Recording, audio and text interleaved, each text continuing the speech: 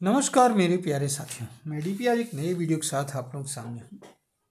और मेरा आज का वीडियो फिर वही पुराने टॉपिक पर है, जो कि नए डेवलपमेंट के साथ है कि यूक्रेन, यूरोपियन यूनियन और यूएसए। जैसा कि आप सभी लोग जानते हो कि अभी 2-3 दिन पहले जेलेंस्की का ट्रम्प के साथ तू मैं लाइव शो में हुआ। ठीक, प्रेस कॉन्फ्रेंस के दौरान ओवल ऑफिस में हुआ और वहाँ से निकले जेलेंस्की, यूरोप पहुँचे लंदन समिट के लिए। वहाँ पर यूरोपियन यूनियन के नेताओं के साथ इनकी कुछ बातचीत हुई। फिर पीठ थपथपाई सबने, वाह मैं तुम्हारे साथ हूँ, मैं तुम्हारे साथ हूँ, तुम खड़े रहो, तुम डटे रहो, तुमने बड़ी बहादुरी से मुकाबला किया, फलाना ठिकाना, दुनिया भर की बातें कही गई जैसा कहा जाता है। उसके बाद में रिजल्ट क्या निकल करके आया? रिजल्ट निकल करके आया, वहाँ पर यूरोपियन यूनियन के भी बहुत सारे कंट्री थे, इंक्लूडिंग कनाडा। बिना बुलाए मेहमान वाली हालत है, क्या बैल मुझे मार वाली हालत है कनाडा की। पहुंच गया वहाँ वो भी। अब वहाँ हालात ये कि पहली बात तो कोई एड नहीं दे रहा है, कोई सहायता देने की बात नहीं कर रहा है, सिर्फ यूके सहायता देने की बात किया है, $2.6 बिलियन की लोन के रूप में, वो भी जेलेंस्की को। और इसके साथ यूके की सोच क्या है कि $16 ट्रिलियन का रेयर अर्थ मेटल उसके हाथ लग जाए किसी तरीके से यूक्रेन का। आप समझिए यहाँ पर क्या गेम चल रहा है।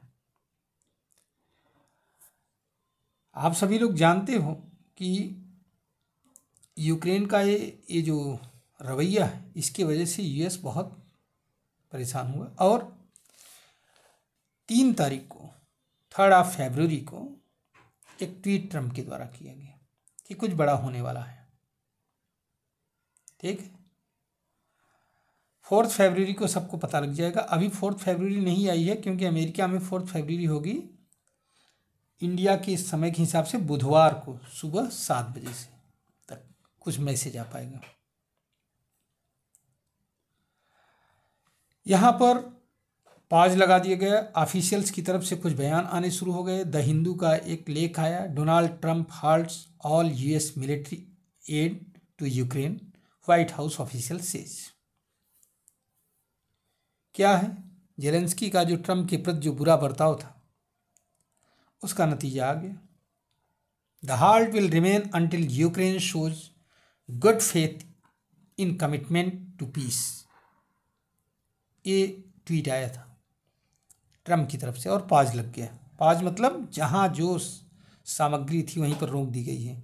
यूक्रेन के पास अब कुछ भी पहुँचने वाला नहीं है फिलहाल के लिए, जब तक अगला आदेश नहीं आ जाए व्हाइट हाउस का। अब यूक्रेन बौखला गया है, परेशान हो गया है। तो परेशान हुआ, लेकिन अब यह है कि परेशान होने से क्या होगा भाई? सवाल तो ये भी है ना। तो यूरोप की तो ये बात समझ में आ गई कि बिना यूएस के कुछ होने वाला नहीं। अभी नेटो की स्थिति आपको बताऊंगा। ट्रम्प का एक स्टेटमेंट और आ गया, if someone is not making deal, I think that person will be around for month long, sorry will not be around for a month long. 1 महीने ज़्यादा और टिक नहीं पाएगा, अर्थात हो सकता है यूक्रेन तख्ता पलट हो जाए।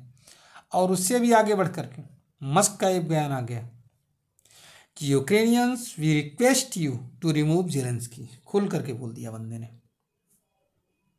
अब जेलेंस्की की तरफ से एक स्टेटमेंट अभी बहुत बौखलाने के बाद, बहुत सोचने विचारने के बाद आया कि Ukraine is ready for real peace deal instead of endless war, but what is needed is to get security guarantee. लफड़ा ही इसी का था, सिक्योरिटी गारंटी का। अब फिर वही बातें कर रहा है। अब एक डेंजरस सिचुएशन बन गई है यूक्रेन के लिए। यूक्रेन अब करेगा क्या? अच्छा, रसिया ने एक वो मार दिया है नहले पर दहला यूएसए के लिए कि भाई देखो, आप वेट मत करो यूक्रेन का। यूक्रेन कह रहा है, नहीं कह रहा है, आओ मैं अपने वाले हिस्से में से कहता हूँ निकालो, जो हिस्सा हमारे पास है वहाँ से रेयर अर्थ मेटल निकालो आप। बाकी रसिया में आओ, देखो कुछ और तलाशो, हमारे साथ मिलकर काम करो। यूएसए के लिए उसने दे दिया है ऑफर। अब अगर रसिया पूरा उसको कब्जा कर लेता है, बाय द वे और फिर यूएस को बुला लेता, कहता यार तुम निकालो यहाँ से, एक्सप्लोरेशन करो, 50% हमको दे देना, 50% तुम रखना, क्या बुराई है भैया। अभी तो जितने पर है उतने पर हो सकता है रुका रहे नेटो से बाहर होने के बाद में, अगर इस्तांबुल प्रोटोकॉल को फॉलो किया जाएगा तो, नहीं तो कुछ भी नहीं बचने वाला है। यही गलती यूक्रेन उस समय भी किया था 2023 में, जब तुर्की इस पीस टाक को ले गया था आगे बढ़ाने के लिए। आज फिर वही गलती कर रहा है। अगर 2023 में जब ये मान लिया होता इस्तांबुल प्रोटोकॉल को, तो आज यहाँ तक रसिया न पहुँचता। समझिए नेटो की क्या हालत है। अगर हम नेटो की स्थिति देखें, 32 मेंबर्स हैं इसमें से, यूरोपियन यूनियन में 27 मेंबर हैं, जिसमें से 23 नेटो के सदस्य हैं। समझिए इसको। अब जो लंदन समिट हुई, इससे ट्रंप नाराज है। आज की स्थिति अगर देखी जाए तो 70% फंड यूएसए की तरफ से आ रहा है नेटो को, और 70% अगर फंड आ रहा है तो क्यों करेगा भाई।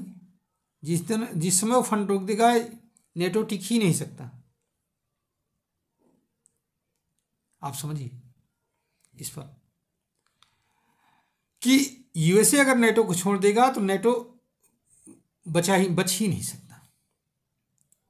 यूरोपियन यूनियन के पास क्या इतने हथियार हैं? जो यूके बात कर रहा है कि हम सहायता करेंगे, वो किस दम पर बात कर रहा है? 25,000 ट्रूप्स एंड 25 से तोपों से, मतलब वो क्या कहते हैं उसको, ये टैंक से, इससे बाकी कोई सामान देने की बात नहीं कर रहा है। अब हो ये रहा है, इसका रिजल्ट ये आ रहा है कि एक तरफ जो है यूक्रेन अलग थलग पड़ गया है, न तो अब उसके साथ यूरोपियन यूनियन कुछ कर पा रहा है, और न ही यूएसए उसको परश्रय देने के चक्कर में। हो सकता है और टफ डील साइन हो जाए। दूसरी तरफ यूएसए ने शुरू कर दिया है क्या, उसको लगाना टैरिफ लगाना। कनाडा, चाइना और मैक्सिको पर टैरिफ लगा दिया है। चाइना पर 10% एडिशनल और कनाडा और मैक्सिको पर 25% की एडिशनल टैरिफ लगा दिया है।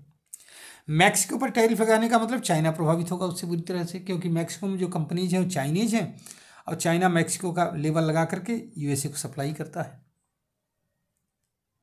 ये हालत है। आरोप यह है कि आप लोग ड्रग्स सप्लायर्स को जो है आप कंट्रोल नहीं कर पा रहे हैं।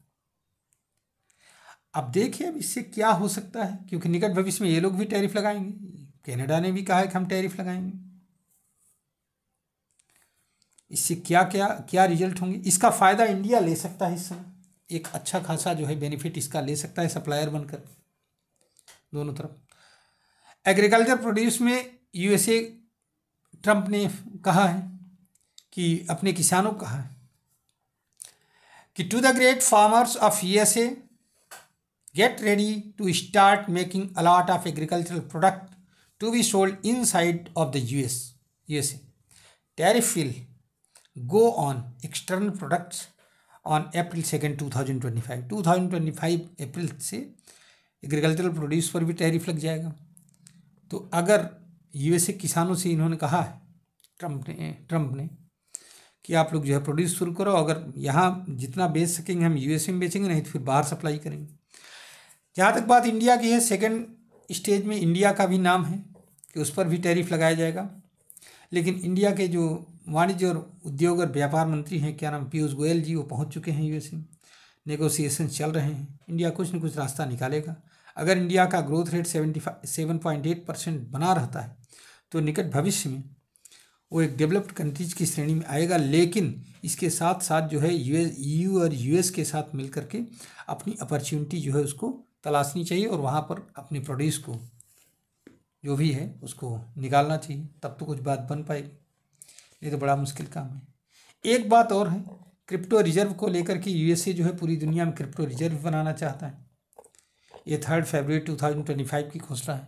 अगर ऐसा हुआ तो यूएसए जो है क्रिप्टो कंट्रोलर भी बन जाएगा, जैसा कि डॉलर के साथ हुआ कि पूरी दुनिया के मुद्रा का कंट्रोलर कौन है, डॉलर।